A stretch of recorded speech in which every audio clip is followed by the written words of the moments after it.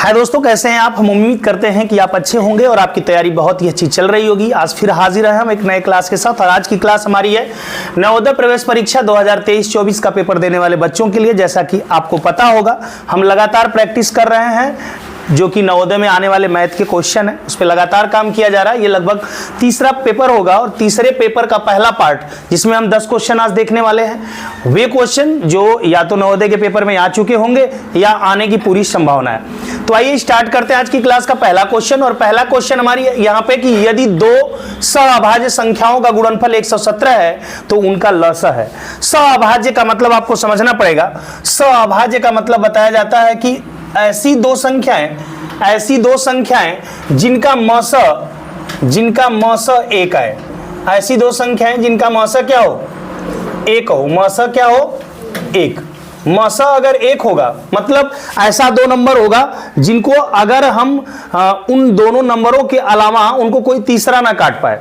जैसे मान लीजिए यहाँ पे 4 हो और यहाँ पे क्या हो, 5 हो, तो 4 5 को कोई काटने वाला है, 4 5 दोनों को कोई काटने वाला है तीसरा नहीं है। इसलिए इनका जब लौसा की बात की जाएगी तो इनका लौसा इन्हीं का गुणनफल हो जाएगा। 4 5 20।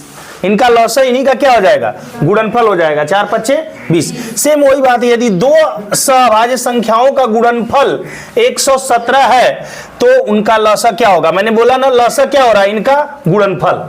लसा क्या हो रहा है, इन दोनों संख्याओं का, और गुणनफल हमको उन दोनों सअभाज्य संख्याओं का दिया। इसका मतलब लसा भी क्या होगा, वही होगा। लसा भी क्या होगा, वही होगा, क्योंकि आपने देखा ना 4 और 5 क्या है, सअभाज्य संख्या है और इनका लसा क्या आ रहा है, इनका गुणनफल आ रहा है। इसी तरह आप 3 ले लो, 5 ले लो, इनका अगर लसा निकालना होगा तो इनका लसा भी क्या होगा, 15 होगा। क्योंकि सअभाज्य संख्याओं में कुछ कॉमन नहीं मिलता है और कॉमन नहीं मिलता है इसलिए उन्हीं का गुणा करके उनका लसा बता देते हैं। क्लियर है। आइए अगला क्वेश्चन है, अच्छा सा है। एक किलोमीटर की दौड़ प्रतियोगिता है, मतलब कोई दौड़ प्रतियोगिता हो रही है 1 किलोमीटर की। ए और बी के बीच में हो रहा है। एक ए है और ये बी है। ए जो है बी को 36 मीटर या 18 सेकेंड, ध्यान दीजिए दोनों बातें एक साथ बोल दिया, 36 मीटर या 18 सेकेंड। मतलब ए है जो बी को क्या करता है, या तो 36 मीटर से हरा देता है, मतलब जब वो जीतता है तो 36 मीटर पीछे रहता है बी।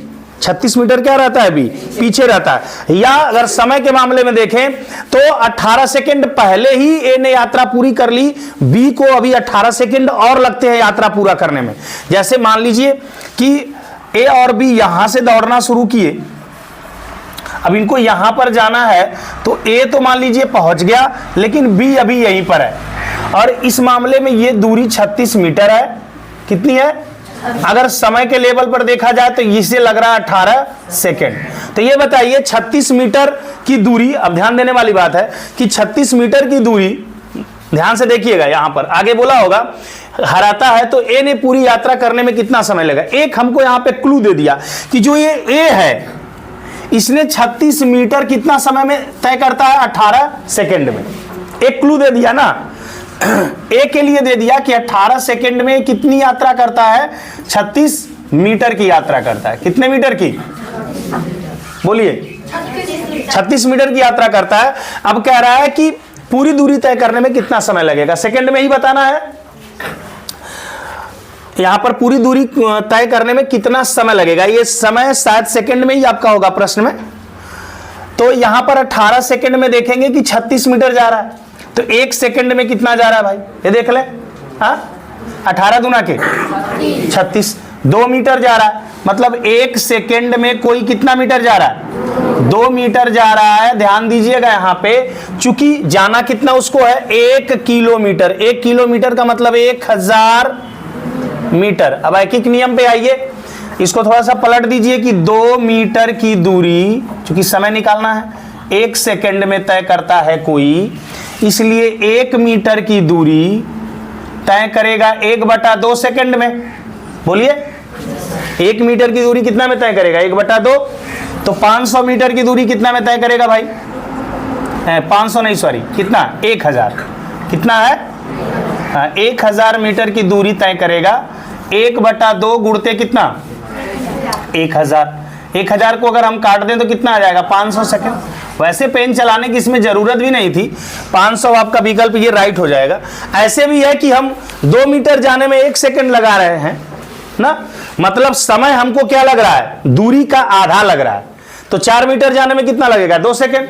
इसी तरह 1000 मीटर जाने में कितना समय लगेगा, 500 सेकंड, आधा सेकंड लगेगा। तो 1000 का आधा क्या होता है, 500। तो ये आपका राइट हो जाता है। यहां पे आते एक और क्वेश्चन दिया गया है, यदि 4.75 गुणे इतना, इसको ध्यान से देखिएगा, 4.75 गुणे 0.5 बराबर इतना, मतलब 1 अंक इसमें लगा है, 2 अंक इसमें लगा है, 3 अंक पे दशमलव है, कोई दिक्कत नहीं है यहां पे।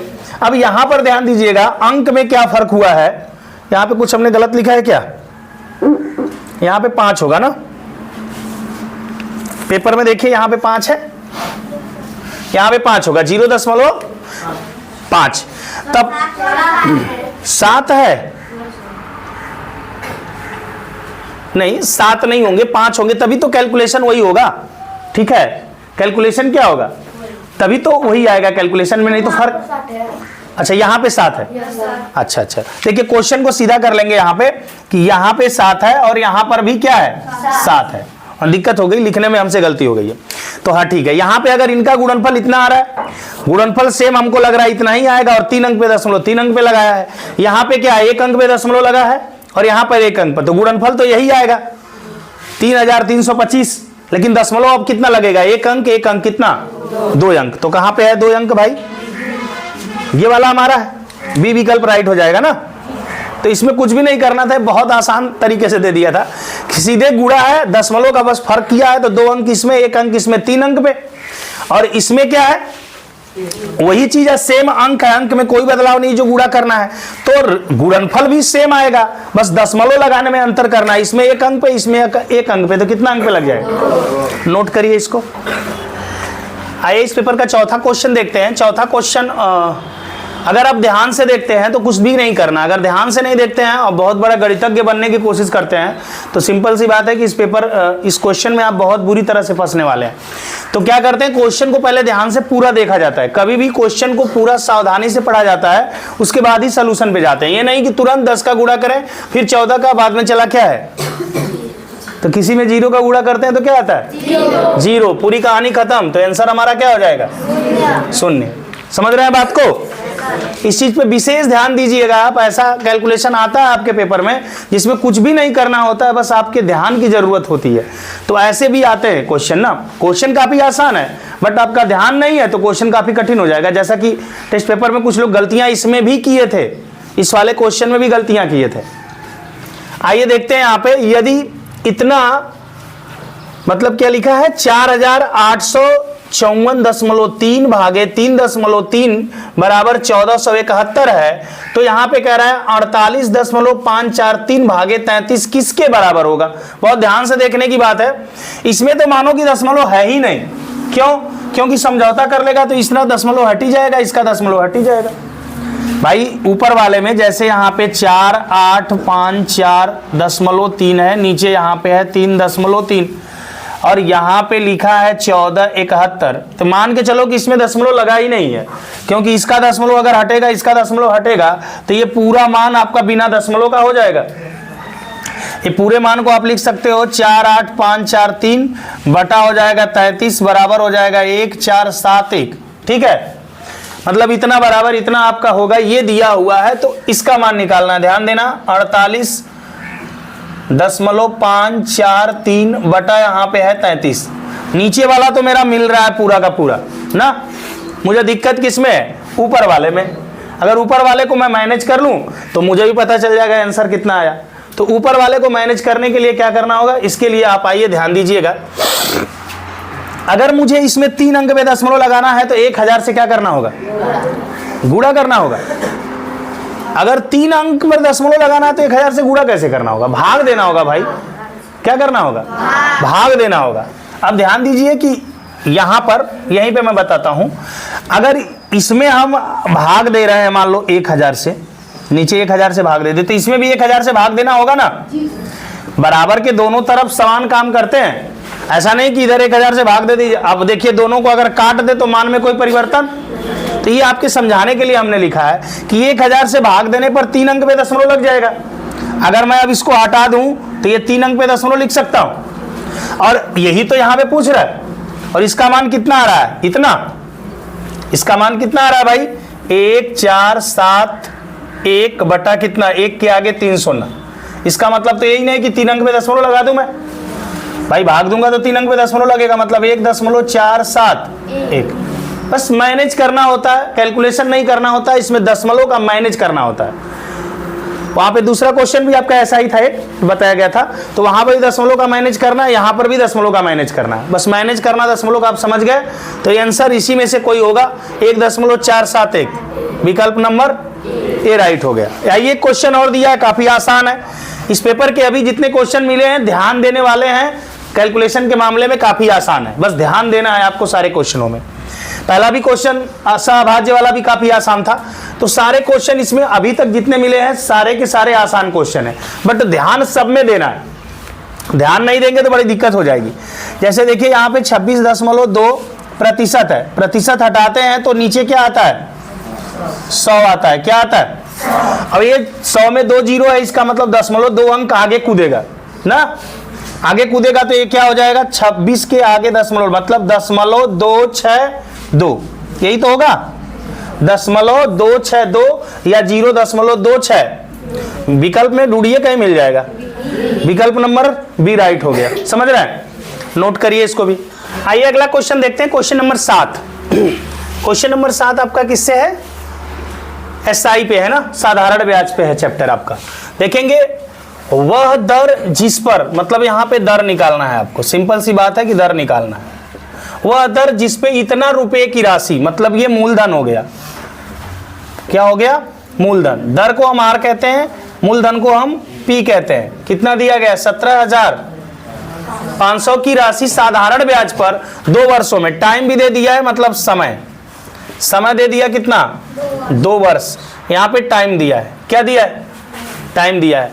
और इसके बाद बोला 2 वर्षों में हो जाएगी भाई, तो ये मिश्रधन दे दिया। क्या दे दिया? मिश्रधन दे दिया। कितना दे दिया? 19,250। मिश्रधन से लगाना चाहते हैं तो उससे भी लग सकता है, एसआई से लगाना चाहते हैं तो उससे भी लग सकता है। हमें एसआई ही पहले निकाल लेते हैं, कैलकुलेशन थोड़ा छोटा हो जाएगा। एसआई हमारा होता है ए में से जब हम पी को घटाते हैं, मिश्रधन में से जब हम किसको घटाते हैं? मूलधन को ना। मिश्रधन में से अगर मूलधन को घटाएंगे तो क्या पता चलेगा कि मुझे कितना इंटरेस्ट मिला। जैसे हमने किसी को 10 रुपया दिया, वापस हमको 12 रुपया करता है, तो 10 रुपया तो मूलधन होता है, वापस 12 रुपया करता है वो मिश्रधन होता है। तो भाई हमको लाभ कितना हुआ, मतलब हमको प्रॉफिट कितना हुआ, या हमारा ब्याज कितना हुआ, हमारा इंटरेस्ट कितना मिला? तो 2 ही रुपया ना मिला, 10 रुपया तो मेरा ही था, 2 ही रुपया ज्यादा दिया ना। तो कैसे पता चलेगा? मिश्रधन में से मूलधन को घटाने पर। तो मिश्रधन यहां पे कितना है? 19,200, और मूलधन कितना है? 17,500। माइनस कर लेंगे, 0 में से 0 जाता है तो 0, 5 में से 0 जाता है तो 5, और 12 में से 5 जाता है तो 7, 8 में से 7 जाएगा 1, 1 में से 1 जाएगा 0। अब ये एसआई है, और इस पे सवाल लगाना हमारे लिए आसान हो जाता है कि एसआई बराबर क्या होता है? पीआरटी बटे 100। पीआरटी बटे, तो एसआई है 1750, पी है 17,500, आर हमको निकालना है, टी हमारा 2 बरस बटा क्या? 100। यहां से एक 0 को काट लीजिए और सीधे 1750 को 1750 से काट दीजिए, कट जाएगा एक बार में। यहां से 2 पच्चे, ये 5 इधर चला जाएगा तो 5% आपका हो जाएगा क्या? आर। विकल्प में कहीं दिख रहा होगा आपको? विकल्प नंबर डी राइट हो गया। क्लियर है? आइए अगला क्वेश्चन देखते हैं, और अगला क्वेश्चन आपका श्रेणी का क्वेश्चन है। तो 3 से 1 बढ़ गया कितना, और 4 से 2 बढ़ गया, और फिर 6 से, मतलब जैसे जैसे आगे बढ़ रहा है एक एक बढ़ाते हुए जोड़ रहा है, यही कि आगे गड़बड़ हो गया? नहीं, वही है ना, 9 4 13 में कितना जोड़ेंगे भाई? 5। कितना जोड़ेंगे? 13 5 18 कहीं है विकल्प में? विकल्प नंबर ए क्या हो जाएगा? राइट हो जाएगा। ये भी काफी आसानी सवाल रहे, बहुत कठिन नहीं है, इसमें थोड़ा सा डबल काम करना पड़ा है, बकिया तो ये काफी आसान है। नोट करिए, फिर देखते हैं अगला।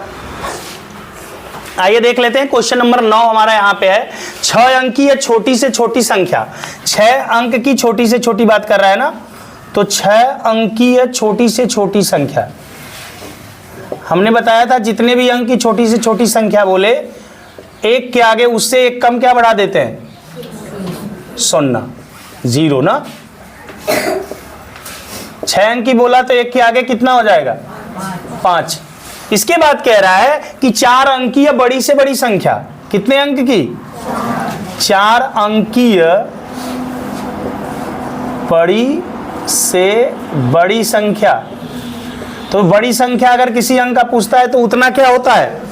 9। तो 4 अंक बोला तो यहां पे लिख दिया।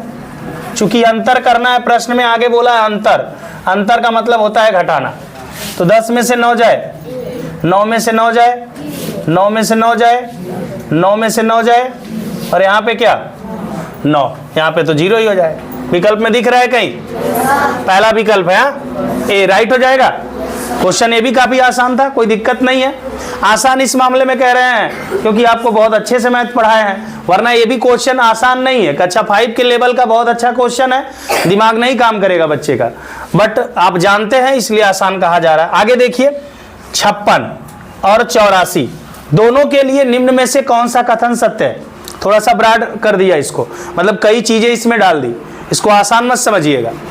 56 और 84 दोनों के लिए निम्न में से कौन कथन सत्य है? ध्यान देना, सत्य ढूंढना, असत्य नहीं ढूंढना है। बोला दोनों अभाज्य संख्या है, जी नहीं अभाज्य नहीं है। इसको तो 2 भी काट सकता है ना, 7 भी काट सकता है, 8 भी काट सकता है, इसको भी 2 काट सकता है, 4 काट सकता है, 14 काट सकता है कि नहीं? ये तो बात अभाज्य वाली खत्म हो गई। सअभाज्य भी नहीं है। इन दोनों को कॉमन रूप से काटने वाला कौन है? 2 है, 2 काट सकता है दोनों को, 4 भी काट सकता है दोनों को, है, और 7 भी काट सकता है दोनों को, 14 भी काट सकता है दोनों को, है कि नहीं? आगे चलते हैं, अगला, दोनों 14 के गुणज हैं। लो मिल गया, अभी चिल्ला रहा था 14 से दोनों कटेंगे, तो ये तो बात सही है ना। आगे देख लेते हैं, दोनों विषम, विषम तो है ही नहीं, विषम होता तो 2 से नहीं कटता ना दोनों। तो विकल्प नंबर कौन सा सही हो गया? सी। तो जो रूल लागू होगा वो मेरा सही हो गया। तो आज के लिए इतना ही, नेक्स्ट क्लास में मिलेंगे, इसके आगे के और क्वेश्चन देखेंगे। आपको वीडियो कैसी लग रही है कमेंट करके जरूर बताइएगा और इसे ध्यान से जरूर देखिएगा। जय हिंद।